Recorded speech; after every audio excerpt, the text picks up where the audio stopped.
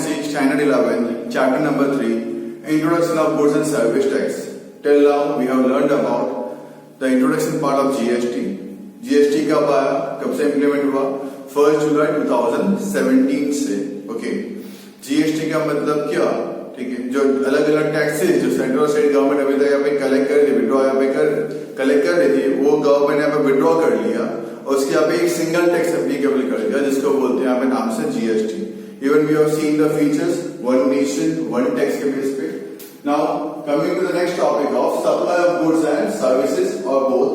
Okay, supply of goods and services or both. Here a table is being given. मैं लिख देता हूँ. Supply within state या union territory, इसके दो पार्ट यहाँ पे किए गए हैं.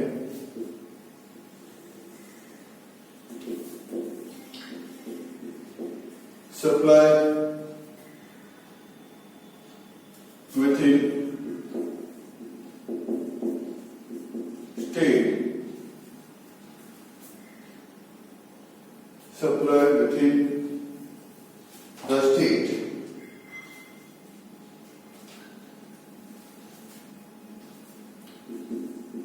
the state of union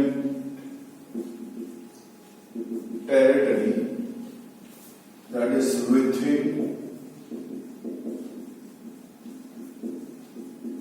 own state या union territory. ओके, अपने ही स्टेट के अंदर. ओके, उसको बोलते हैं यहाँ पे इंट्रा स्टेट सप्लाई. अगर अपने ही स्टेट के अंदर अगर सप्लाई करते हो उसको बोलते हैं इंट्रा स्टेट सप्लाई. लेविएबल जो टैक्सेस जो पे करने हैं वो है CGST और है SGST. ओके, अगर हम सप्लाई करते हैं अपने ही स्टेट के अंदर, सपोज गुजरात से ही ट्रेडिंग हो रही है, सपोज अहमदाबाद ने सप्लाई किया राजकोट को, ठीक है, तो उनको पे करना वो होता है intra state supply. In that case उनको पे करना है CGST एंड SGST. ये दोनों इक्वली डिस्ट्रीब्यूट यहाँ पे कर लेते हैं. CGST एंड SGST दोनों यहाँ पे इक्वली डिस्ट्रीब्यूट यहाँ पे अमाउंट को कर लेते हैं. ओके, उसके बाद है सप्लाई. ये विद इन द स्टेट था. अब सप्लाई आउट ऑफ स्टेट या यूनियन टेरिटरी, मतलब कि other than state, other than own state, we can say own state या यूनियन टेरिटरी. इसको बोलते हैं inter state supply. Inter state supply. इसमें कौन से टैक्स लेविएबल, कौन से टैक्सेस है? तो इसमें एक ही टैक्स है IGST. इसमें एक ही टैक्स है, that is called as IGST. एक ही टैक्स यहाँ पे करना होता है. ओके, तो दो अलग अलग क्लियरेंस देके रखा है supply goods and service board के ऊपर. ओके, सो क्या है वो, अगर मैं स्टेट के अंदर ही ट्रेडिंग करता हूं, गुजरात के अंदर अहमदाबाद गुड सप्लाई करता है राजकोट को या सूरत को, ठीक है, तो उसको आप इंट्रा स्टेट टैक्स भरना पड़ेगा. 50% CGST, 50% SGST. अगर वही अहमदाबाद अगर सप्लाई करता है जयपुर को, ठीक है, तो उसका इंटर स्टेट भरना पड़ेगा. ओके, IGST उसको पे करना पड़ेगा. ये सीधा गवर्नमेंट, सेंट्रल गवर्नमेंट कलेक्ट करती है, या आधा सेंट्रल गवर्नमेंट आधा स्टेट या यूनियन में कलेक्ट करता है.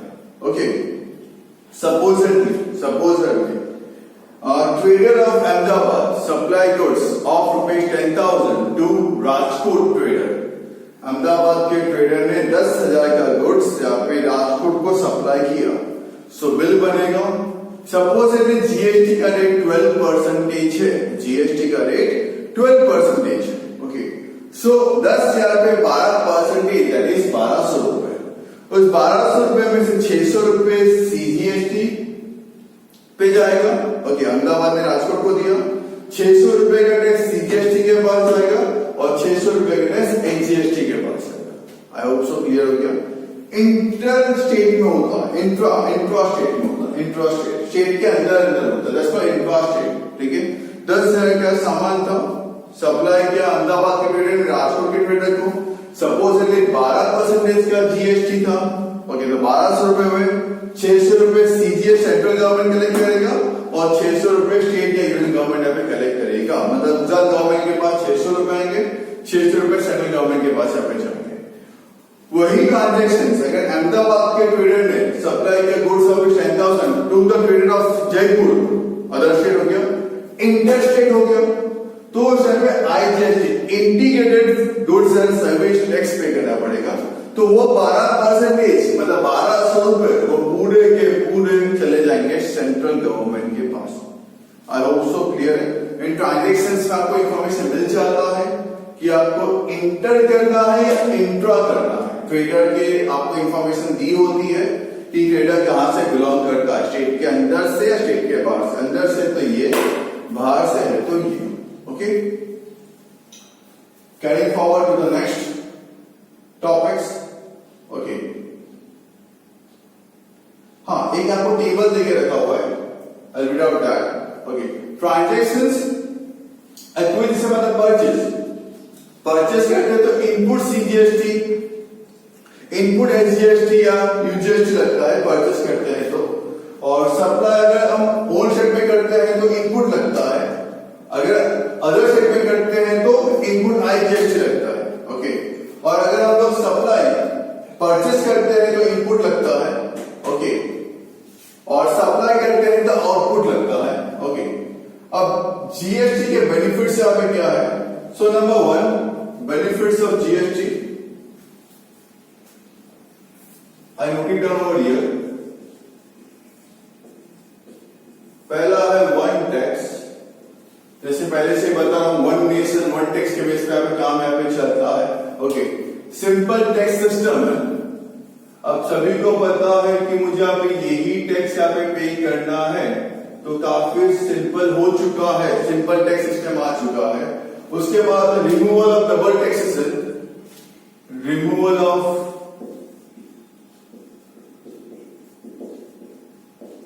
Double taxation. अभी तक का बिजनेसमैन यहाँ पे दो बार तीन बार टैक्स पे करते थे। सेंटर्स एक्साइज ड्यूटी पे करो, कस्टम ड्यूटी पे करो, परचेस टैक्स पे करो, सेल्स टैक्स पे करो, उस जगह पे सब रिमूव हो गया, अब सिंगल टैक्स यहाँ पे करना है। उसके बाद यहाँ पे benefit of price reduction, benefit of price reduction,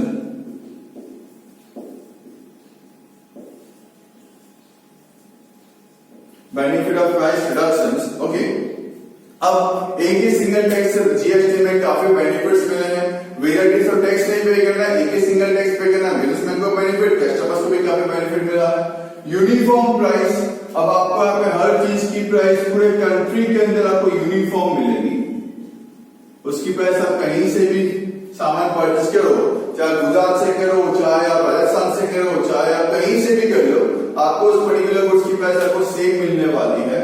reduction in tax evasion, भाई अब चोरी करना काफी कम हो गया है। Reduction in tax evasion, tax छुपाना या चोरी करना भी काफी हद तक कम हो चुका है, बिकॉज टैक्स तो सबको पे करना और एक ही सिंगल टैक्स है तो। ओके, उसके बाद इनपुट टैक्स क्रेडिट, ये हमने पहले भी समझा था। इनपुट टैक्स क्रेडिट परचेस किया मैंने, तब मैंने अगर जीएसटी पे कर दिया है तो फिर उसके मैं सेल करूंगा, जितनी बार सेल करूंगा तो मुझे उसका यहाँ पे, जब भी सेल करूंगा तो मुझे उसका यहाँ पे इनपुट मिलेगा, बेनिफिट मिलेगा। तो इन शॉर्ट मुझे एक बैलेंस अमाउंट पे करना पड़ता है as a tax. Okay, benefit मिलता है। यूजफुल फॉर इकोनॉमी, हमारी कंट्री के लिए काफी बेनिफिशियल है,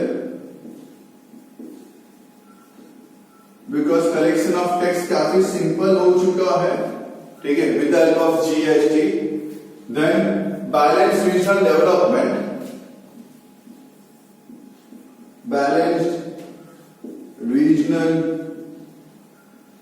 डेवलपमेंट,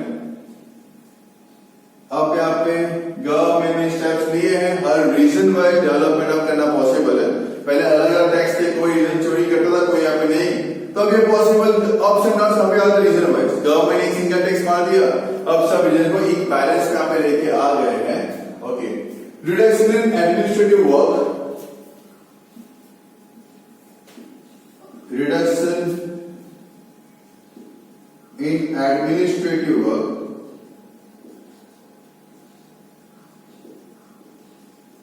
ओके, अब काम भी काफी कम हो गया। परचेज टैक्स देने वाला पर्सन कोई और, सेल्स टैक्स वाला कोई और, वैट वाला कोई और, एंटरटेनमेंट टैक्स वाला कोई और, सब समअप हो गया, एक जीएसटी आ गया। एडमिन का काम भी काफी इजी हो चुका है अब जीएसटी आने की वजह से। And the last is reduction in government operations, government का काम, reduction in government operations, government का काम काफी सिंपलाइज हो चुका है जीएसटी के आने की वजह से। तो these are all the benefits जो जीएसटी से हमको मिले हैं। ओके, अगर गुड्स मैं अंदर ही अंदर स्टेट के अंदर करता हूं तो इंट्रा एप्लीकेबल होता है, अगर मैं स्टेट के अंदर करता हूं तो इंट्रा एप्लीकेबल होता है। ओके, अगर मैं स्टेट के बाहर करता हूं तो इंटर एप्लीकेबल यहाँ पे होता है, अगर मैं स्टेट के बाहर जाता हूं तो इंटर एप्लीकेबल होता है। ओके, उसके बाद अगर जैसे मैंने आपको बताया राजकोट, अगर अहमदाबाद के ट्रेडर ने राजकोट को सप्लाई किया है 12% से जीएसटी 10,000 के ऊपर 1200 का जो आपको अमाउंट मिलने वाला है, टैक्स पे करना है, तो आधा अमाउंट आप पे करते हो सेंट्रल को, आधा अमाउंट आप पे करते हो स्टेट गवर्नमेंट को। गुजरात को पे करते हो, गुजरात गवर्नमेंट को पे करते हो 600 रुपए, सेंट्रल को पे करते हो 600 रुपए। लेकिन वही ट्रेडिंग अगर आप दूसरे स्टेट के साथ करते हो, इंटर करते हो, ठीक है, जो भी जीएसटी की आपकी अमाउंट यहाँ पे होती है वो फुल की फुल अमाउंट यहाँ पे जाती है आईजीएसटी, सेंट्रल गवर्नमेंट के पास पूरी अमाउंट पहुंच जाती है। ठीक है, परचेस करते हुए यहाँ पे इनपुट देना पड़ता है, input CGST, input SGST, intrastate है, स्टेट के अंदर वाली बात है, और अगर इंटर स्टेट है तो मुझे यहाँ पे इनपुट आईजीएसटी होता है। ठीक है, और सप्लाई करते हुए मतलब सेल करते हुए आपको आउटपुट देना होता है। Okay, output CGST, output SGST, intra के लिए और इंटर के लिए बन जाता है यहाँ पे आउटपुट आईजीएसटी। बेनिफिट्स क्या है उसके, यहाँ पे one tax one nation one tax के बेस पे कंसेप्ट पे काम यहाँ पे चल रहा है हमारी कंट्री में। अब यहाँ पे वन नेशन वन टैक्स यहाँ चलता है, जीएसटी एप्लीकेबल यहाँ पे कर दिया गया है हर जगह पे, ईच एंड एवरी गुड्स के ऊपर, ईच एंड एवरी सर्विसेज के ऊपर यहाँ पे जीएसटी अवेलेबल हो गया है। सिंपल टैक्स सिस्टम हो चुका है, सभी ट्रेडर्स को पता है कि भाई ये पर्टिकुलर गुड्स के ऊपर मुझे अब इतना टैक्स पे करना ही है। Okay, so there is no relaxation in that, the tax system यहाँ पे काफी सिंपल हो चुका है। रिमूवल ऑफ डबल टैक्सेशन, जो अलग अलग टाइप के वेट टैक्स में यहाँ पे करता था, अब मुझे वो पे नहीं करना है, काफी सिंपलाइज हो चुका है।